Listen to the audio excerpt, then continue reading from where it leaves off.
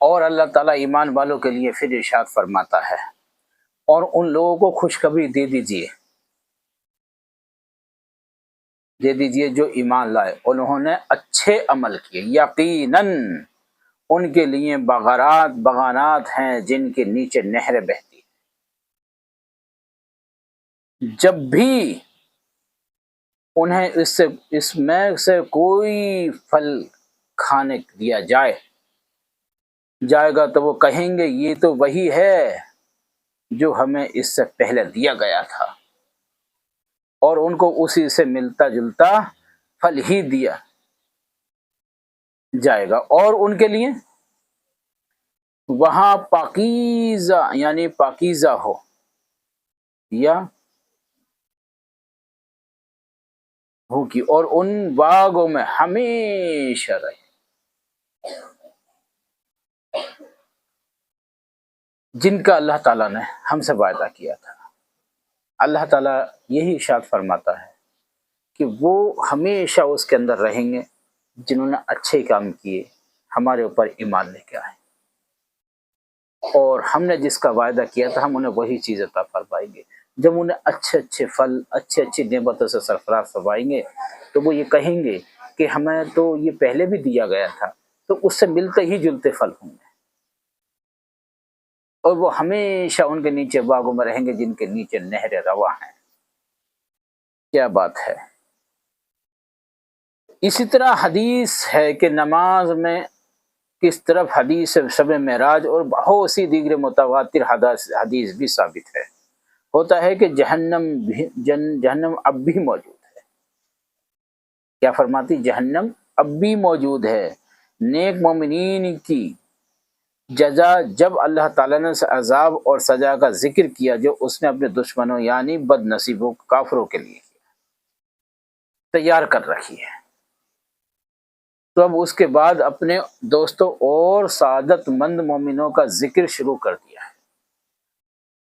جنہوں نے اعمال صالحہ سے اپنے ایمان کی تصدیق کی اور علماء کے صحیح قول کے مطابق قرآن مجید کو جو مشانی کے نام سے موسوم کیا گیا ہے، تو اس کا یہی مفہوم ہے جیسا کہ اپنے مقام پر ہم نے اس تفصیل سے بیان کیا ہے اور بیان کریں گے بھی۔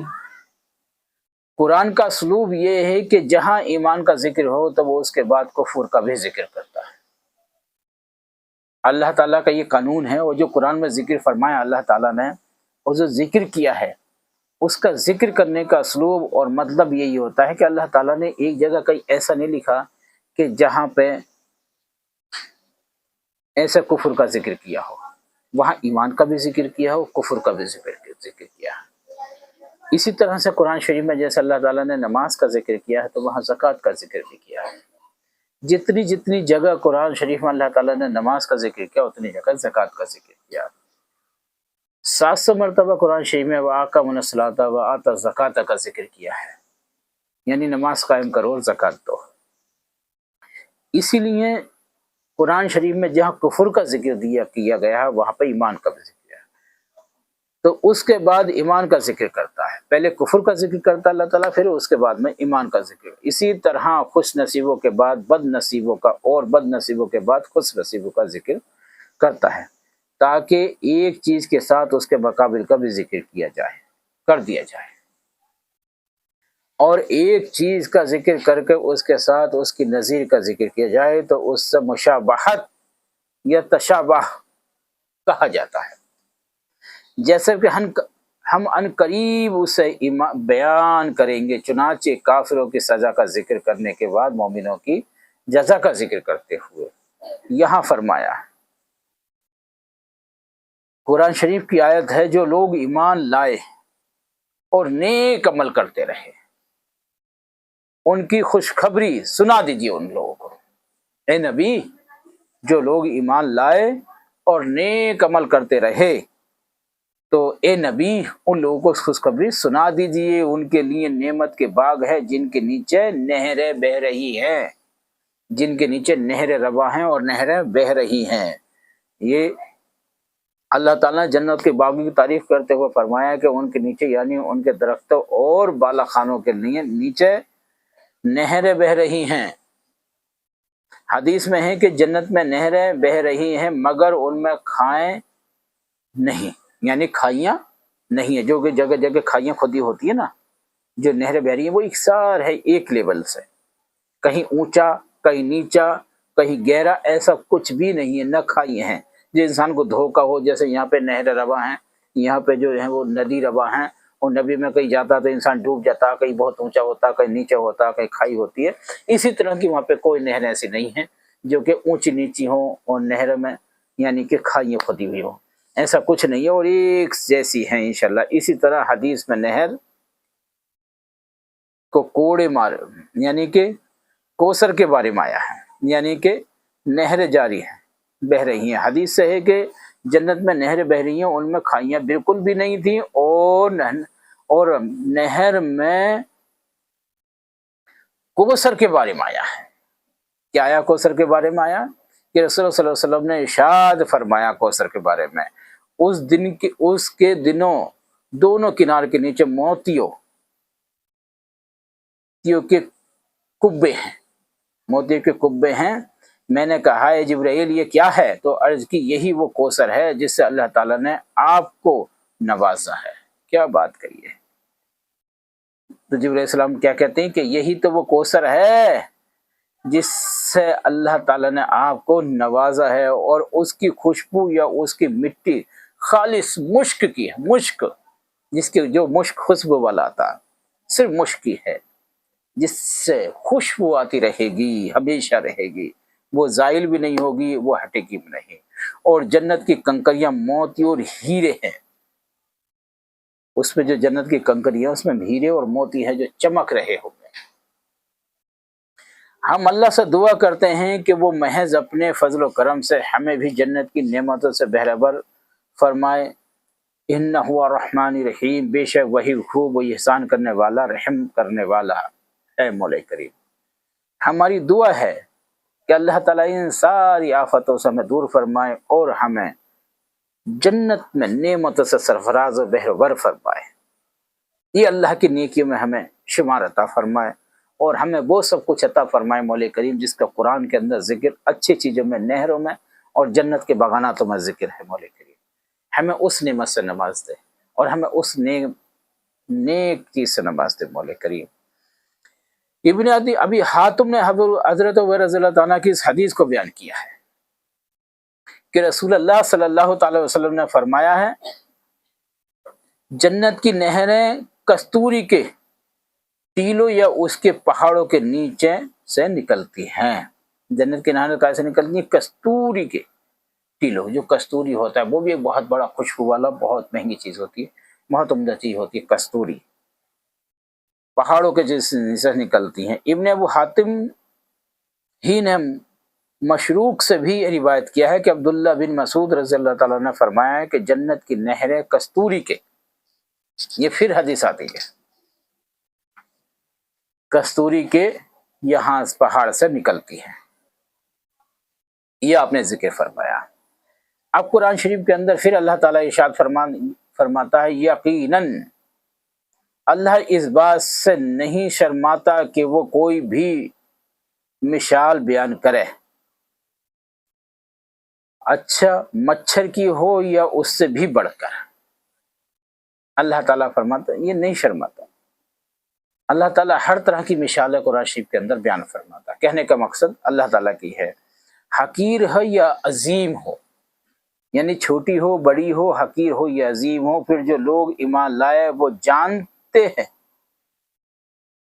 کہ بے شک یہ ان کے رب کی طرف سے حق ہے، لیکن جن لوگوں نے کفر کیا وہ کہتے ہیں کہ ایسی مثالیں پیش کرنے سے اللہ کی مراد ہے؟ مراد کیا ہے؟ تو اللہ اس سے بتوں کو گمراہ کرتا ہے، یعنی کہ بہتوں کو ایسی بہت سے لوگ ہیں جنہوں کو گمراہ کرتا ہے، اور بہتوں کو ہدایت بھی دیتا ہے۔ ایسے بہت سے لوگ ہیں جن اللہ تعالیٰ ہدایت بھی دیتا ہے اور ان سے نافرمانوں کے سوا کسی کو گمراہ نہیں کرتا۔ جو لوگ اللہ کا عہد پکار لینے کے بعد اسے توڑتے ہیں جو اللہ سے وعدہ کرتا ہے، اللہ کے رسول صلی اللہ علیہ وسلم کے ہاتھ پہ بیعت ہوتا ہے، وعدہ کرتا ہے، کلمہ پڑھتا ہے، پھر اس وعدے کو توڑ دیتے ہیں، اور جن رشتوں کو اللہ نے جوڑنے کا حکم دیا ہو انہیں کاٹتے ہیں اور زمین میں فساد کرتے ہیں، وہی لوگ خسارہ اٹھانے والے ہیں۔ وہ لوگ نقصان میں جائیں گے، وہ کبھی فائدہ نہیں اٹھا سکتے، وہ نقصان میں ہی جانے والے ہیں، خسارہ ہی خسارہ اٹھاتے ہیں۔ وہ لوگ ہوشیار ہو جائیں جو لوگ زمین میں فساد ڈالتے ہیں، اور جو لوگ رشتہ جوڑتے ہیں، تو رشتہ جوڑنے والے جو ہیں وہ فائدے میں ہیں، اور رشتہ کاٹنے والے جو ہیں وہ خسارے میں ہیں۔ تو کاٹنے والوں سے بھی گزارش ہے کہ رشتے کو نہ کاٹو، اور بالکل ایک جب متیّع ہو جاؤ، اور وہ حکم جو اللہ کے رسول صلی اللہ علیہ وسلم نے فرمایا ہے ایسے ہو جاؤ، بلکہ اپنی چال فریب سے جھوٹی جھوٹی باتیں نہ گڑو۔ ایمان میں یہ باتیں ناپسند ہیں، اور اللہ ایسے انسان کو جو ہے جو جھوٹی باتیں چیخ چیخ کے باتیں کہتا ہے، وہ انسان جو ہے منافق کہلاتا ہے۔ ہم نے پیچھے بھی یہ بات کلپ میں بتائی تھی کہ ایسا انسان جو ہے وہ منافق ہوتا ہے، وہ ایمان والا نہیں ہوتا ہے۔ وہ جس کا حال جیسے کافروں کا ہوگا ویسی ہی اس منافق کا حال بھی ہوگا۔ جنت کے پھلوں کے مشابہت اللہ تبارک و تعالیٰ ارشاد فرماتا ہے، کلما رزقوا منہا من ثمرۃ رزقا قالوا ھذا الذی رزقنا من قبل، جب انہیں ان میں سے کسی قسم کا میوہ کھانے کو دیا جائے گا۔ کون سا میوہ کھانا ہے؟ جنت کا۔ جو لوگ جنت میں ہوں گے انہیں ان میں سے کوئی میوہ جنت کا کھانے کے لیے دیا جائے تو کہیں گے یہ تو وہی ہے جو ہم کو پہلے دیا گیا تھا، یعنی کہ اسی سے ملتا جلتا ہوگا۔ لیکن ابن ابو حاتم نے یحییٰ بن ابو کثیر سے روایت کیا ہے کہ جنت کی گھاس زعفران ہے اور اس کے ٹیلے کستوری کے ہیں، لیکن اس کا ذائقہ جو ہوگا جو کھانے دیا ہے وہ اس کا ذائقہ الگ ہی ہوگا، لذیذ ہوگا، جو دنیا کے دنیاوی پھل سے الگ ہوگا۔ چھوٹے چھوٹے خوبصورت بچے جنتیوں کے پاس پھل لے کر آئیں گے جنہیں وہ کھائیں گے، پھر وہی طرح اسی پھل کے طرح لے کر آئیں گے، تو کہیں گے، تو جنتی کہیں گے یہ تو پھر وہی پھل لے آئے ہیں، تو یہ لڑکا کہیں گے کہ نہیں انہیں بھی کھاؤ، اور وہ رنگ ایک جیسا ہے، یہ اور اس کا رنگ ایک جیسا تو ہے بے شک، مگر ذائقہ مختلف ہے، ذائقہ الگ ہے، اور یہی معائنہ ہے، ارشاد باری تعالیٰ ہے، وہ تو بھی متشابہہ، یعنی کہ ابو جعفر رازی نے ربیع بن انس سے روایت کیا ہے کہ انہوں نے ابو عالیہ سے روایت کیا ہے کہ جنت کے پھل اگرچہ ایک دوسرے سے مشابہ ہوں گے مگر ان کا ذائقہ مختلف ہوگا۔ اکرمہ بیان کرتے ہیں کہ اس کے معنی یہ ہیں کہ جنت کے پھل بھی اگرچہ دنیا کے پھلوں کے مشابہ ہوں گے مگر جنت کے پھل بہت عمدہ ہوں گے دنیا کے جیسے، دیکھنے میں بھی ایسے ہوں گے لیکن بہت عمدہ اور بہت اچھے ہوں گے، ان کا ذائقہ بھی بہت اچھا ہوگا، ذائقہ جو ہوگا بہت اچھا ہوگا، بہت عمدہ پھل ہوں گے لیکن دیکھنے میں ایک ہی جیسے ہوں گے۔ تو آپ یہ کہیں گے یار اس کا ذائقہ تو بہت مختلف ہے، الگ ہے، وہ پھل تھے تو ان کا ذائقہ الگ تھا اور دیکھنے میں تو بالکل ویسے ہی ہے جیسے ان کا ذائقہ، لیکن ذائقہ ان کا اچھا ہے لیکن ان کا ذائقہ ایسا نہیں تھا، لیکن دیکھنے بالکل ویسے ہیں۔ سفیان ثوری نے اپنی سند کے ساتھ حضرت ابن عباس رضی اللہ عنہ سے روایت کیا ہے، جنت کی کوئی شے دنیا کی کسی شے سے مشابہ نہیں ہوگی، دیکھنے میں تو ایسی ہوگی لیکن اس سے کوئی بھی مشابہ نہیں کر سکے گے، ہاں البتہ صرف ناموں کی مشابہت ہوگی، جیسے نام ایک جیسے ہوں گے۔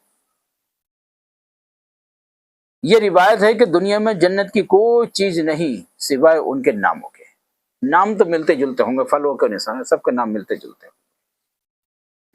اہل جنت کی بیویاں پاک ہوں گی، اور ارشاد باری تعالیٰ ہے وَلَهُمْ فِيهَا أَزْوَاجٌ مُطَهَّرَةٌ، یعنی کہ اس کے بارے میں ابن ابی طلحہ نے ابن عباس رضی اللہ تعالیٰ سے روایت کیا ہے، اہل جنت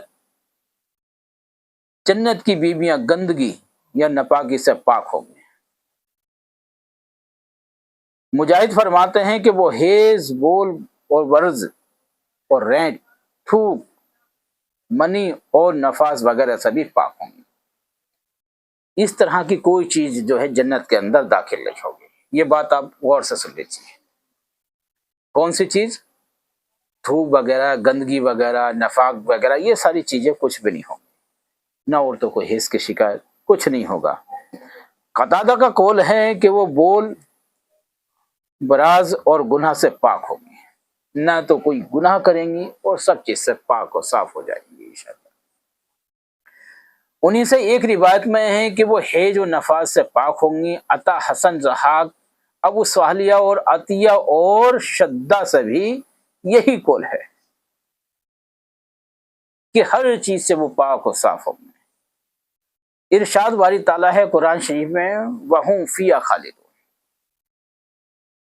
اور وہ بہشت میں ہمیشہ رہیں گے۔ کون؟ ایمان والے جنہوں نے اچھے کام کیے ہوں گے۔ اس سے مراد سعادت کامرانی کی تکمیل ہے، یعنی وہ ان ابدی اور سرمنی کی نعمت کے ساتھ ساتھ ایسے پر امن و مقام میں ہوں گے کہ جہاں موت کا خوف ہوگا، نہ کہ زندگی کے ختم کے ہو جائے گی۔ درکازے کیونکہ ہاں وہ زندگی کبھی ختم نہ ہوگی، وہ ہمیشہ ہی اس میں رہے گی، نہ کسی کا خوف ہوگا، نہ کسی کا ڈر ہوگا، بلکہ ابدی و سرمدی نعمتوں کے ساتھ ساتھ ہمیشہ ہمیشہ زندگی نصیب ہوگی۔ وہ ہمیشہ ہی رہیں گے، ان کی کوئی تعداد ہی نہیں ہوگی کہ کتنے ورس اس میں رہنا ہے، کتنے کیا، وہ تو ہمیشہ ہی رہیں گے۔ اب اللہ تعالیٰ سے ہم دعا کرتے ہیں کہ ہمیں بھی اپنے انہی بندوں میں شامل فرما لے مولا کریم۔ کن بندوں میں شامل فرما لے؟ جن میں تیرے نیک یہ بندے رہتے ہیں، اور جن بندوں کے لیے تو نے یہ بنائی ہیں، اچھی نہر رب عطا فرمائی ہے، مشک و زعفران اور کستوری سے جو تو نے عطا فرمائی ہے، اور وہ پھل جو دنیا جیسے ہوں گے لیکن کھانے کا ذائقہ اس کا الگ ہوگا۔ مولا کریم ہمیں ان جیسے بندوں میں تو جگہ عطا فرما دے، اور اس جیسے بندے عطا فرما دے، ہمیں نیک راہ چلا دے، سیدھی راہ چلا دے مولا کریم۔ ہماری تو سے التجا ہے، وہ گزارش ہے، ہمیں ان نیک بندوں میں شمار کر جن میں تیرا قرب خاص داخل ہے، جو تیرے نیک راہ پہ چلتے ہیں، صحیح راہ پہ چلتے ہیں، جو تیرے اچھے کاموں پہ مقرر ہیں، نہ کہ اور جن سے تو راضی ہے، نہ کہ ان میں ہمیں شمار کر جن پہ تیرا غضب نازل ہوتا ہو، جو تیرے غضب ناک بندے ہیں، جن پہ تو نے جہنم حرام کے جہنم لکھ دی ہے اور جنت حرام کر دی ہے، ہمیں تو اس میں شمار کر جن کے لیے تو نے جہنم حرام کری اور جنت ان کے نام اعمال میں لکھ دی، اور اس میں وہ ہمیشہ ہمیشہ خوش رہیں گے، ساری نفاق سے دور، ساری گندگی سے دور، سارے تھوک وغیرہ سے سب سے دور ہوں گے، اچھے پھل، وہ نعمتیں، وہ عظمتیں حاصل کریں گے، تو لوگ انہیں دیکھیں گے کہ بے شک انہیں اس کا پھل عطا کیا گیا ہے، انہیں ان کی جزا دی گئی ہے، انہیں اس کا ثواب عطا فرما۔ ثواب کا مطلب ہی یہ ہے کہ اچھی جگہ عطا فرما دینا ہے، جنت البقیع یا جنت الفردوس عطا فرما دینا ہے۔ اچھی جگہ کا مطلب یہ ہوتا ہے، ثواب کا مطلب یہ ہوتا ہے۔ لوگ ثواب کرانے کی کوشش کرتے ہیں، لیکن وہ جگہ جگہ دکھا کرنے کے بعد میں اسے جو ہے وہ ریاکاری کرنے کے بعد میں اسے ضائع کر دیتے ہیں، اور کچھ لوگ تو کہتے ہیں کہ مرنے کے بعد ہی دیکھ لیں گے، ہمیں کہاں ضرورت پڑتی ہے۔ میرے پیارے بھائیو، زندگی کا کوئی پتہ نہیں ہے عزیزو، زندگی کب کس وقت ہماری چراغ گل ہو جائے ہمارا کوئی پتہ نہیں۔ اس لیے میری آپ سے گزارش ہے کہ اپنی زندگی کو اسلام کے مطابق ڈھالو، اسلام کے مطابق بناؤ، جو دوسرے لوگ بھی دیکھ کے آپ سے یہ کہیں کہ بے شک یہ بندہ ہے جو مسلم ہے، یہ بندہ ہے جو اپنے نبی کا کلمہ پڑھتا ہے، بے شک جب یہ ایسے ہوں گے تو ان کے نبی کیسے ہوں گے۔